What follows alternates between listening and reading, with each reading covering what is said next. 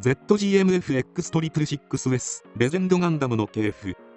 本機はプラント最高評議会議長ギルバート・デュランダルの勅命によって ZGMFX42S デスティニーガンダムとともに極秘裏に開発されたコズミックイラ73における新技術の数々を盛り込んだサードステージシリーズに属する最新鋭のモビルスーツである。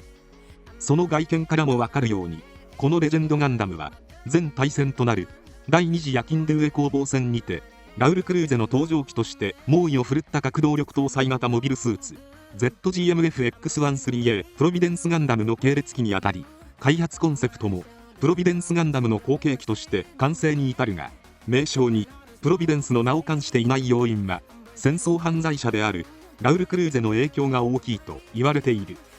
さらに型式番号末尾にはセカンドステージシリーズを意味する S の文字が付けられているが、これは同時期に開発されたデスティニーガンダムと同様にニュートロンジャマーキャンセラー搭載型モビルスーツの開発を禁止するユニウス条約に抵触しているという事実の隠蔽と政治的配慮による措置であり、前述のラウル・クルーゼの影響と合わさって負の側面の強い機体として完成している。そんなレジェンドガンダムの系譜の始まりは、ジンの後継機として開発された ZGMF600 ゲーツ2まで遡る。基本設計の優秀さからニュートロンジャマーキャンセラー搭載機の母体として採用されたゲーツをベースにドラグーンシステムを搭載したザフト軍初となるガンダムタイプのモビルスーツ YMFX300A ドレッドノートガンダムが誕生。このドレッドノートガンダムをベースにプロビデンスガンダムの開発が進められることになる。ゲーツドレッドノートガンダムの詳しい解説は同チャンネルのフリーダムの系譜をご覧ください。リンクは概要欄に貼ってあります。ZGMFX13A プロビデンスガンダム。本機は前述のドレッドノートガンダムをベースに核搭載型モビルスーツ ZGMFX10A フリーダム ZGMFX09A ジャスティスの兄弟機としてザフト統合開発局アジモフ、クラーク、ハインラインによって開発されたザフト軍が誇る当時の最新鋭核動力搭載型モビルスーツである。フリーダムやジャスティスよりも少し遅れてロールアウトを果たしたプロビデンスガンダムは、開発当初は4本の大型ビームサーベルを装備した格闘戦仕様の機体として設計がなされていたが、核動力の搭載が可能となったこと、パイロットに選出されたラウル・クルーゼの空間認識能力が異常に高いことから、コズミックイラ71の時点では非常に特殊な装備とされていたドラグーンシステムの搭載を決定。これに伴いバックパックの変更、ドラグーンシステムの中核をなす量子通信システムの追加、機体重量増加によるスラスターの増設など大幅な仕様変更によって開発スケジュールが圧迫。ロールアウトの遅れとともに連合プラント間の戦いは最終局面を迎えていたこともあり、急増機として完成度が低いまま実戦投入されることになるが、後述するドラグーンシステムの搭載など強力な武装の数々が採用されたため、フリーダムやジャスティスを超える戦闘力を獲得したと言われている。機体構造は兄弟機ということもあり、フェイズシフト走行、ニュートロンジャマーキャンセラー搭載型核エンジンの採用、火器管制システムとしてマルチロックオンシステムの搭載など、フリーダム、ジャスティスと同じ仕様になっており、装甲面では当初の予定通り格闘戦仕様に伴う重装甲化が施されている。基本設計が完了した後にドラグーンシステムの搭載が決定し、急増機として仕上げられたため、ドラグーンシステムの中核をなす計6本の量子通信用ケーブルが胴体側面とバックパックをつなぐ形で露出してしまっている。しかしこの量子通信用ケーブルはフェイズシフト走行性であり、高い防御力を誇っていたため問題はなかったとされている。コズミックイラ71における最強の戦闘能力を有していたプロビデンスガンダムであるが、ドラグーンシステムなどの特殊兵装を使いこなし、プロビデンスガンダムの性能を限界まで引き出すことができるラウル・クルーゼがいたからこそ完成に至った機体であるとも言える。その戦歴は凄まじく、コズミックイラ70に勃発した第一次連合プラント大戦後には世界樹攻防戦でモビルアーマー37機と戦艦6隻を沈め、2階級特進に相当するネビュラ勲章を受勲。グリマルディ戦線ではジン・ハイマニューバで出撃し、第三艦隊を壊滅させる活躍を見せるとともに、後にエンデュミオンの鷹の異名で呼ばれるムーラフラガと運命的な出会いを果たし、この時の功績が認められ、特殊任務を担うエリート部隊クルーゼ隊の隊長に任命される。クルーゼ隊はアスラン・ザラをはじめその面々がプラント最高評議会に属する議長や議員の子たちで編成されており、このことからもラウル・クルーゼに対するプラント上層部の評価が高かったということが伺える。なおラウル・クルーゼは遺伝子学上はナチュラルであるが、コーディネーターに匹敵する類まれなるパイロット技術と指揮能力を兼ね備えているが、その正体はムーラフラガの実父にしてナチュラルの代々続く資産家アルダフラガのクローンである。コズミックイラ46遺伝子研究者であり、キラ・ヤマトとカナリエラース派の実の父親であるユーレン・ヒビチ博士がスーパーコーディネーターを作る研究資金を得るため、アルダフラガの自分の複製にフラガ家を継がせるという愚行に手を貸し、生み出された産物がラウル・クルーゼ本人であり、徹底的な厳しい教育を受け育てられる。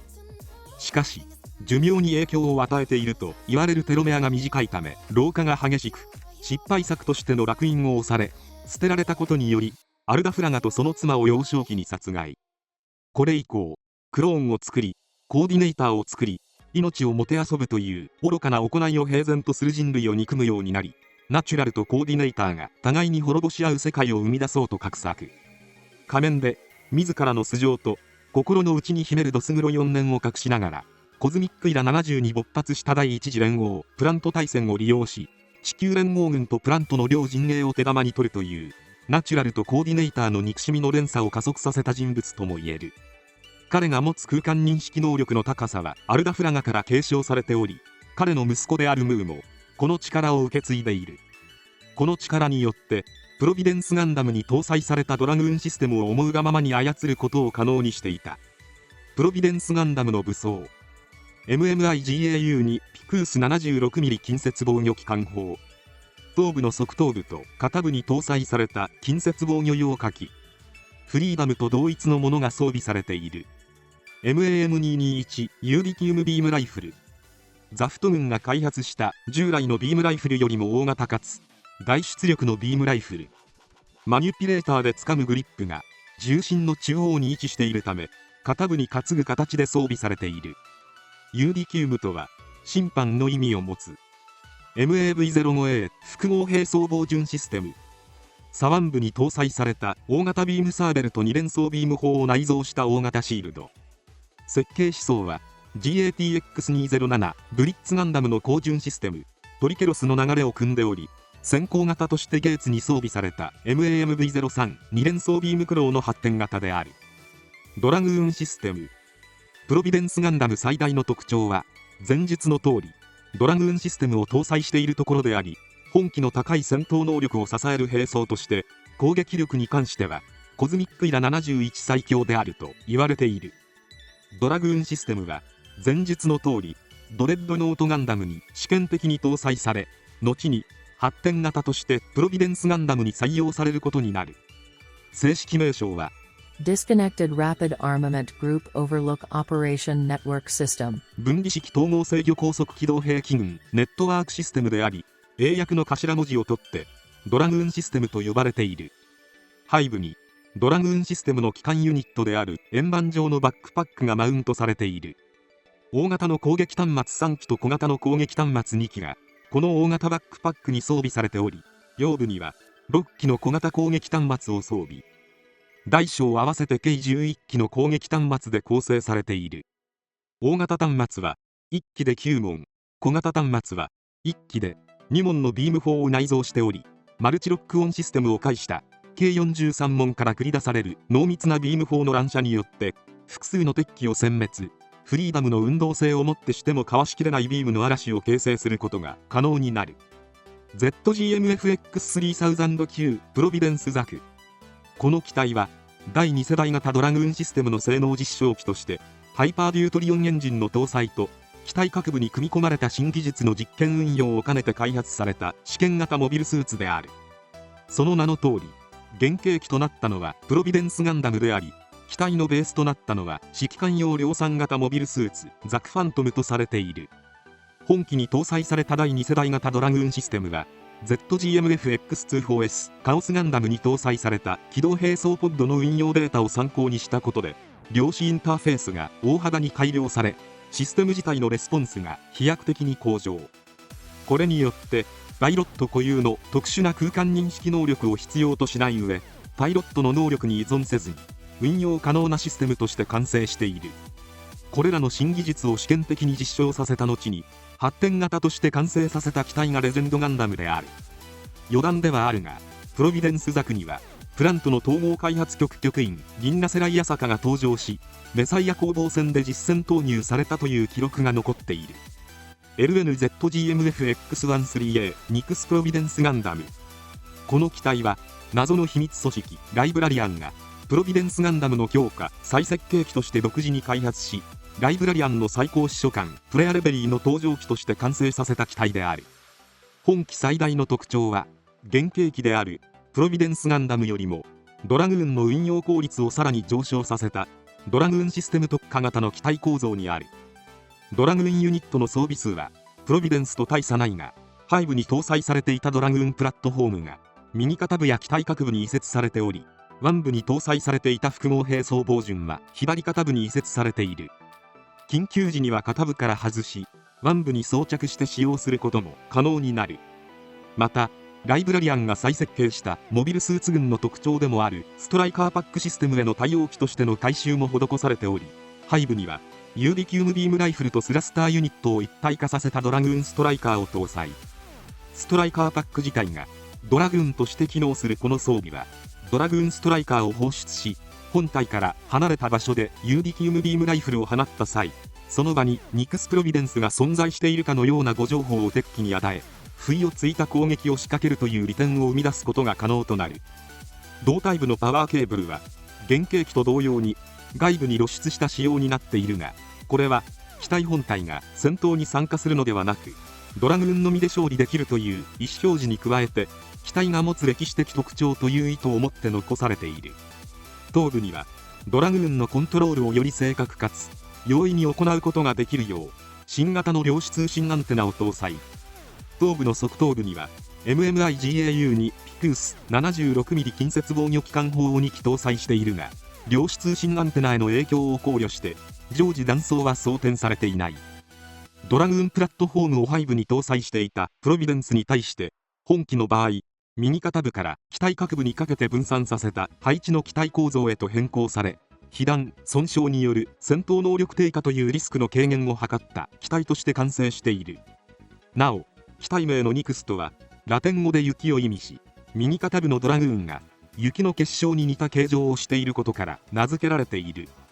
ZGMFX666S レジェンドガンダム。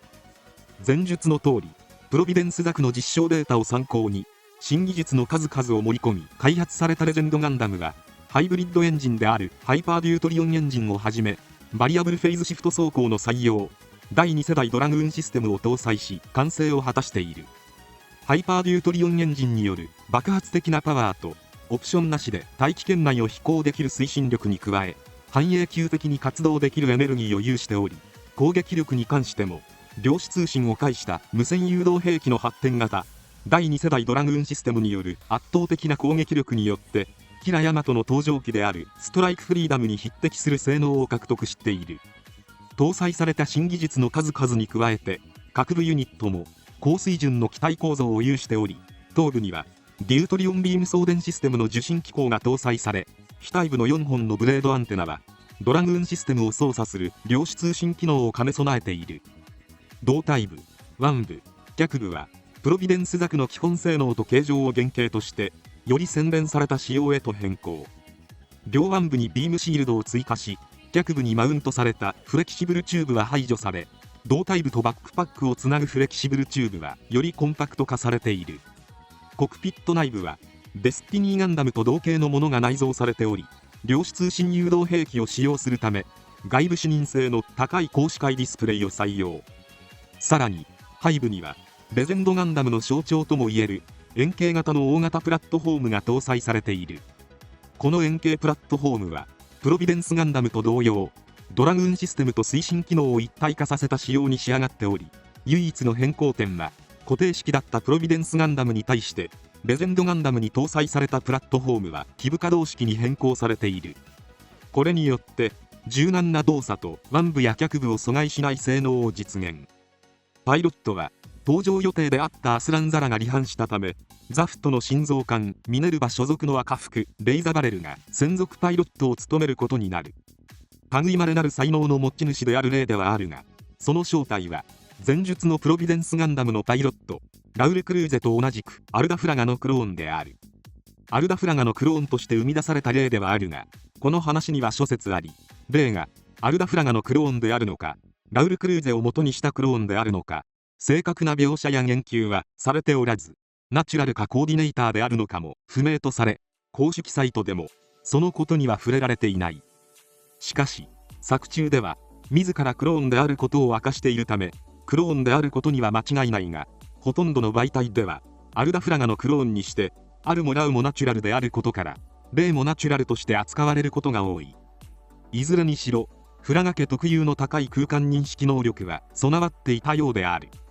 レジェンドガンダムの武装。レジェンドの機体性能や武装形態はプロビデンスガンダムをもとにセカンドステージシリーズの新技術の数々を導入して再設計されたものである。特にドラグーンシステムを中心とした武装形態は両機ともに酷似しており、レジェンドに関しては新たな武装群の採用によってプロビデンスをはるかに凌駕する攻撃力、防御力を獲得している。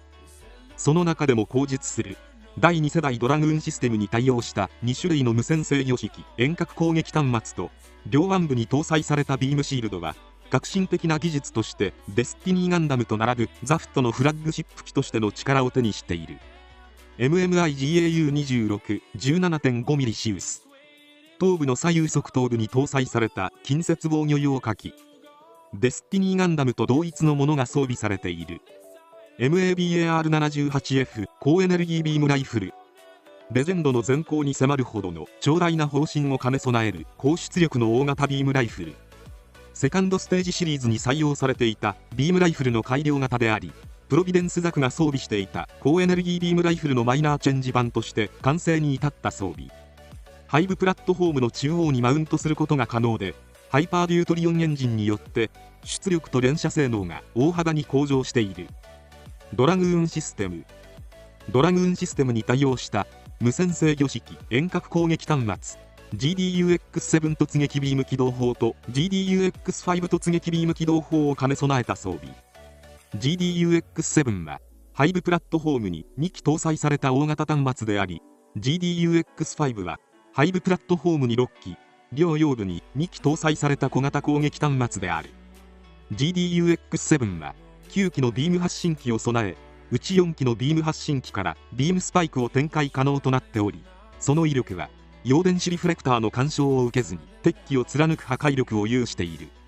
さらに各ビーム発信機からビームを同時放射することで回避困難なビーム弾幕を形成することが可能となり、背部プラットフォームに装着した状態から連装式のビーム砲としての使用も可能になる。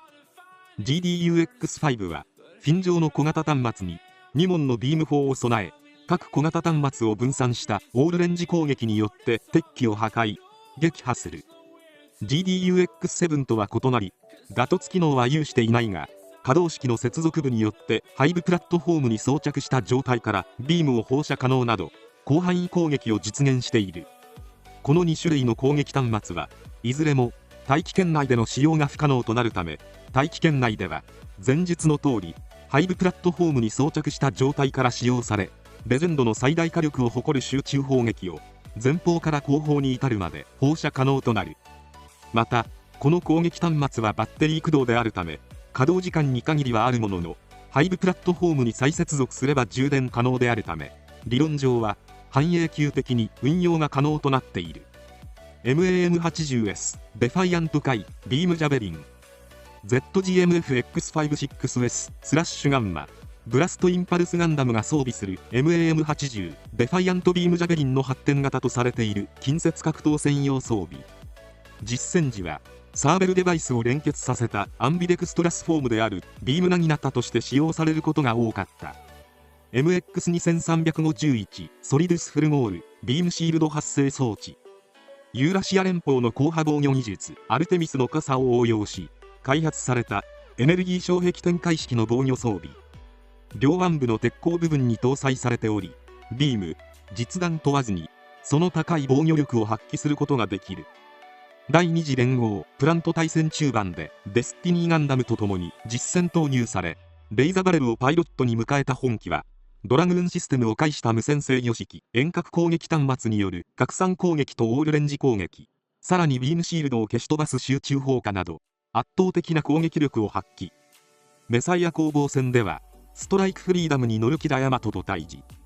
デュランダル2長が作る新しい世界にキラという存在は不要という強い意志と思いから、自らをラウル・クルーゼと名乗っており、まるでラウル・クルーゼの像を宿したかのような気迫と猛追によってストライクフリーダムに挑むが、キラのその命は君だ、彼じゃないという言葉に動揺した霊は敗北。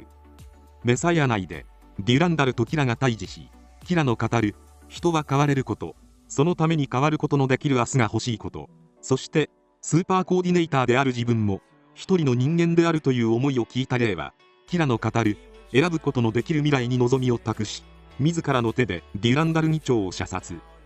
その場に駆けつけたミネルヴァ艦長タリア・グラディスに抱かれ、崩壊するメサイアと運命を共にするという最後を迎えている。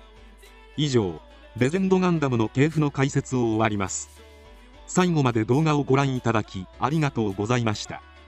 チャンネル登録、高評価よろしくお願いします。